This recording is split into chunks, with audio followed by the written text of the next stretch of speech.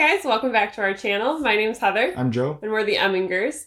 And today we're talking about investing. So I just want to put out there really quick that we are not experts by any means.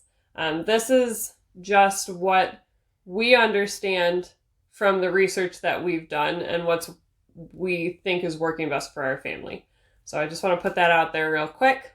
And we'll get into the first thing. So the first thing we're going to talk about today is 401ks. And if you've had a job, you've at least heard about them. But this is a investment account that's set up through your employer, but you have to do it. You have to ask for it yourself. Mm-hmm. That automatically takes money out of your check and it's put into a retirement fund. Now, something that I learned from talking to Joe the other day is that employers will match, and I know that my company matches. So basically, they say, we'll match 6%. So the way that Joe explained it to me was somebody saying to you, if you give me $1,000, I'll give you $2,000 back. Why wouldn't you do that? It's free money.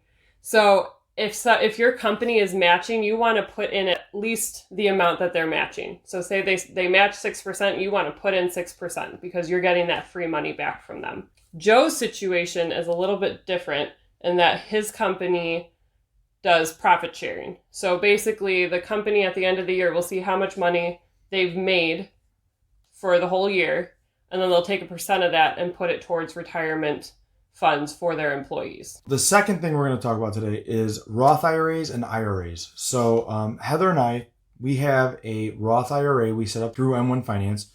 Link in the description if you want to set one up for yourself or set up any investing account. So basically, an IRA is a 401k. It's similar. There's different quirks to them, but it's basically a 401k. You put money in pre-taxed, and then as it grows until retirement, you pull it out in retirement, you get taxed on that money. So what's kind of cool about that is you can put more money in and you can write off more on your taxes at the end of the year. But like I said, Heather and I have a Roth IRA. So what that means is we put the money in post-tax, so we can't write it off now, but it will grow tax-free. So when we go to retire, if that number says $300,000 on that account, it is $300,000 worth of retirement. So that's pretty sweet. And as I said, we set up a minimum account right now with M1 Finance. It's $500 is the minimum setup. So another thing I wanted to mention was your max contribution is $5,500 per year for either account. So that's just something I wanted to mention because you can't put in more than that every year. The third account that we've opened to start investing in is a 529. So this is basically for all the people with kids who want to start saving for their child's college fund. So this is basically a college fund investment. You can put up to $13,000 per year, and this is tax deductible.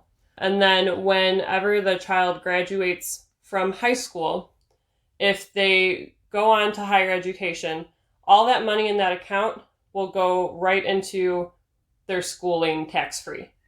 And then if they don't go on to higher education, they still have that money in that account.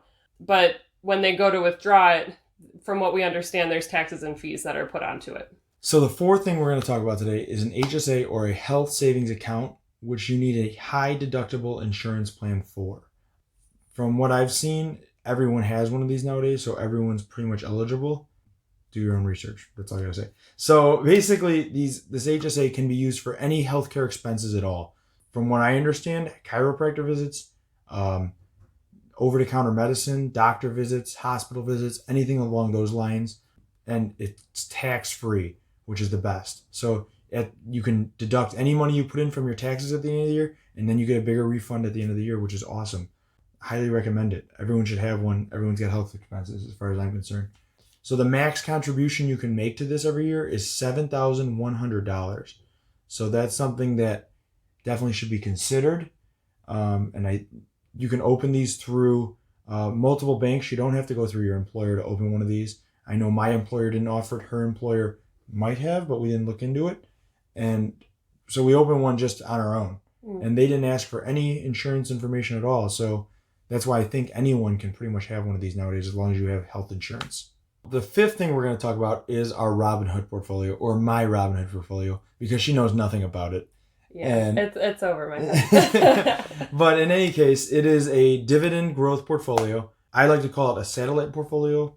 We'll talk about that later. But in any case, so I own I own ETFs and index funds, and then I own individual companies in all 11 sectors to keep me well diversified. So if one industry fails, I always have 10 others to fall back on, or even 11 others if you count ETFs, which is great. Just a heads up, if you want to sign up for your own, you get a free stock if you sign up using our link. We also get a free stock if you use our link. So, link in the description.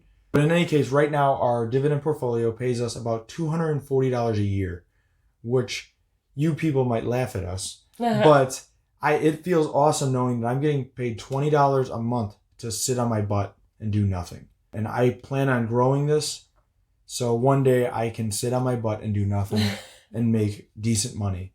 So to kind of sum up the accounts that we've opened basically since coronavirus started, we both have our 401ks through our employers and our Roth IRA for retirement. Mm-hmm. We've got the 529 for our daughter. We've got the HSA for healthcare expenses, and we have Robinhood for fun. And if you guys are interested in seeing a video about Robinhood and all of his wacky investing, leave a comment down below and let us know, because we've been kind of thinking about doing a video just specifically for that. So we just want to reiterate that we don't know what we're talking about. And if we're wrong about any of this, it'd be great to know about that sooner. So please comment down below if we are wrong, or you have more information for us, or more advice for us on how to either get more money back legally on our tax refund, or any more information about investing in general. Thank you guys for watching this video. We hope you enjoyed. If you did, please hit the like button and subscribe. And please hit that notification bell if you want to be notified when we post next. And we hope you have a good one.